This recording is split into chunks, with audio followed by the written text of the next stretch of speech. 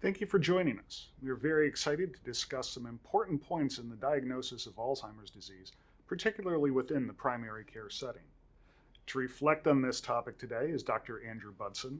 He is Chief, Cognitive and Behavioral Neurology and Associate Chief of Staff for Education in the VA Boston Healthcare System, Associate Director and Outreach Recruitment and Engagement Core Leader at the Boston University Alzheimer's Disease Research Center, Professor of Neurology at Boston University School of Medicine, and a lecturer in neurology at Harvard Medical School. Welcome, Dr. Budson. Thanks for inviting me. There seems to be some opinion or some feeling among clinicians that in the primary care setting, there might not be enough time or enough people might not have the expertise to look into diagnosing Alzheimer's disease. Can you tell us about some steps that clinicians in the primary care setting can take to help diagnose Alzheimer's disease? Absolutely. The first thing is to simply be aware that a majority of patients over the age of 85 will have either Alzheimer's disease or another cause of dementia. And because of that, it's important that the primary care provider take the first step and inquire whether the patient is having any memory problems.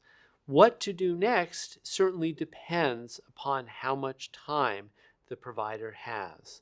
If they have enough time to delve into these questions a little bit more, to get more detail, to see if the symptoms sound more like normal aging or more like Alzheimer's, they can start with that.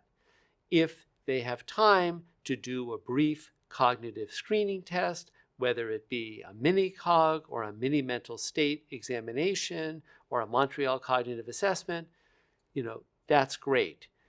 But if they don't have time to do those things, maybe they can give the family member a brief questionnaire like the AD8 that can be done in the waiting room, so it doesn't actually take clinician time at all. And of course, after asking the individual if they're having any memory problems and finding out that they do, they can simply refer them to another provider. But there really is a lot that the primary care provider can do in their own practice, and it all begins with asking the question. And I'd like to follow up on that. What sort of tips or recommendations would you give to someone in the primary care setting about what sorts of questions, what should they ask about to generate suspicion? Right. So one of the questions they want to ask is about whether they have trouble getting lost. Getting lost is something that any of us can do, but normally we pull out a map from our phone, or we use a GPS, or we ask for directions, and we're back on our way. But with Alzheimer's, phone apps and GPS devices can be complicated and confusing to use. People can pull over and ask for directions, but they're often long and detailed and hard to remember. And it's for those reasons people with Alzheimer's often get lost. Another thing that they can ask about is whether they're losing things, misplacing things more than they used to. And if they say yes, ask if it's ever caused any change in their function, such as they have to replace the credit cards because they never could find that wallet, or whether they need to buy a new cell phone because it never did turn up, something like that. And then the last question that I think is really critical to ask is whether there's been any repeating of questions or stories. Now, all of us can, be talking to a close friend and you're telling a story, you say, "Oh my God, I told you that already, didn't I?" But when there's a pattern of people asking the same questions again and again and again, or telling the same stories over and over and over again, that's not normal and really should be evaluated further. Okay, now, would it be advisable if you wanted to look into if someone is being repetitive, would it be advisable, acceptable to talk to a family member to get additional information about those sorts of things? Absolutely. And it's really important in a number of situations to speak with a family member. I do want to stress that one always needs to ask the patient's permission to do so. But assuming that permission has been given, the family member can be a wealth of information. For one thing, people may have trouble remembering all the time they forget things. So for that reason alone, it's important to involve a family member. A family member is also likely to give a fuller picture of other symptoms that may be important to make a diagnosis, such as there's changes in personality or inappropriate behavior or unsafe behavior, which the patient themselves may not report. Now, when speaking in terms of, we're talking about asking patients, of course, that's very subjective. What would be the particular objective ways that you would recommend in a primary care setting to try to assess a patient or to gauge what a family member thinks about a patient's functioning? Yeah, so to assess a patient's cognition, we would often want to use a brief screening test like the mini-cog or the mini mental state examination or the Montreal cognitive assessment. To get the family member's perspective, we might use a questionnaire like the AD8. We also want to ask about how the individual's function is doing. We can gauge complicated activities of daily living, so-called instrumental activities of daily living, by asking questions about, can they do the shopping themselves? Do they pay the bills themselves? Can they balance the checkbook? Can they prepare meals, use money, things like that.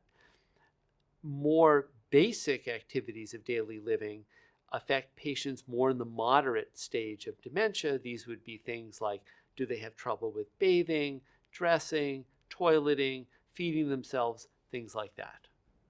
So after looking into, say, these brief cognitive tests that can be done in the office, if you want to go deeper than that and actually look at if there are changes in the brain, changes in proteins in the brain, what would you recommend to the primary care provider? What would be the next step? The next step would definitely be to get a structural image of the brain. And so that would be with either an MRI scan or a CT scan, a CAT scan. Now, as a neurologist, I certainly prefer MRI scans. The images are more detailed. I can see more of the brain and see it more easily on an MRI scan. But a CAT scan is perfectly fine, and the scan should be obtained within a year of your seeing them. So if the patient had a fall 6 months ago, now they're complaining of memory problems, and they had a scan at the time of their fall, that would be fine.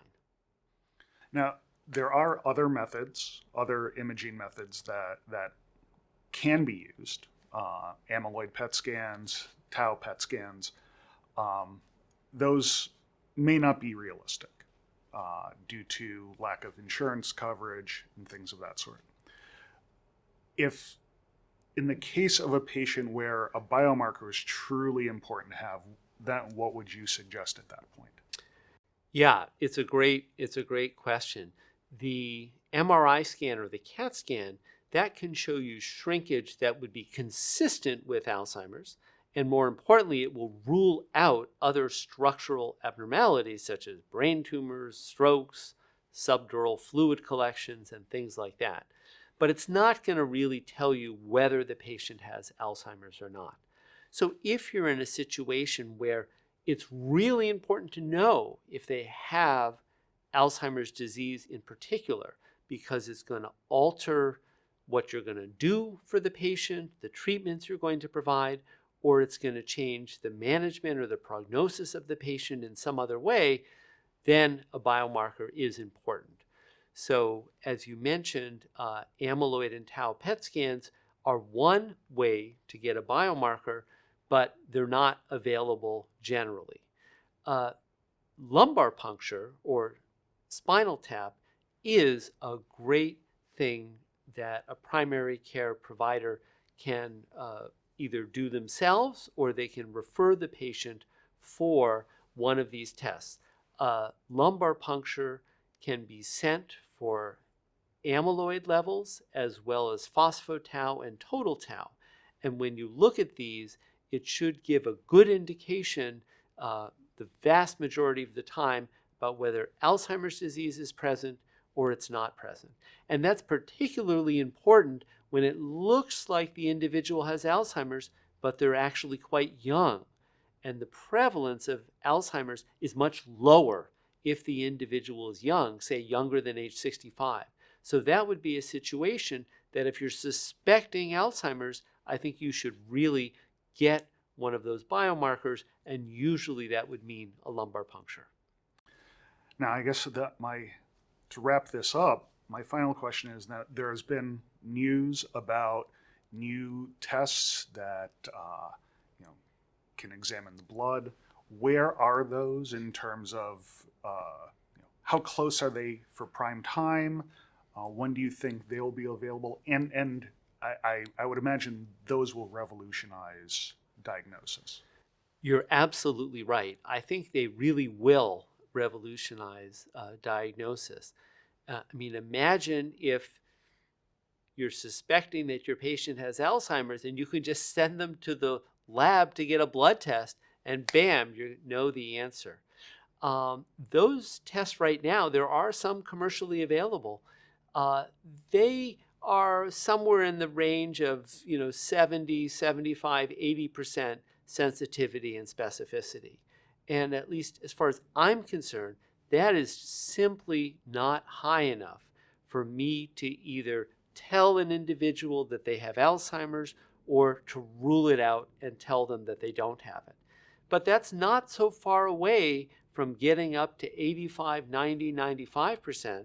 And once it's in that range, say close to 90%, then I'm going to feel comfortable. It won't be a definitive diagnosis, but almost nothing we have today would be a definitive diagnosis. So it'll be pretty good.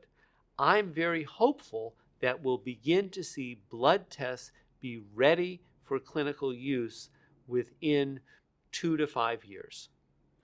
Okay, and when thinking about what you would tell a primary care provider, what would be the two main takeaways you'd like them to understand about diagnosing Alzheimer's disease? The most important thing is that diagnosing early really can make a difference to the lives of patients and their families. Part of it is that we can start the available treatments today, and that really does help improve individuals' lives. The other thing is that people want to know. Many people worry about what's going on with their memory, and people want to know. We want to empower them with the knowledge so that if they're having memory problems, they can begin to compensate, their families can help, they can take appropriate steps today rather than wait until everything is more difficult for them, which unfortunately will happen in the future. And studies have shown people actually want to know. They want to know if they have the diagnosis. Well, thank you so much for joining me today, Dr. Budson. It's been a great conversation with you. Thank you so much for your time. Thanks for inviting me.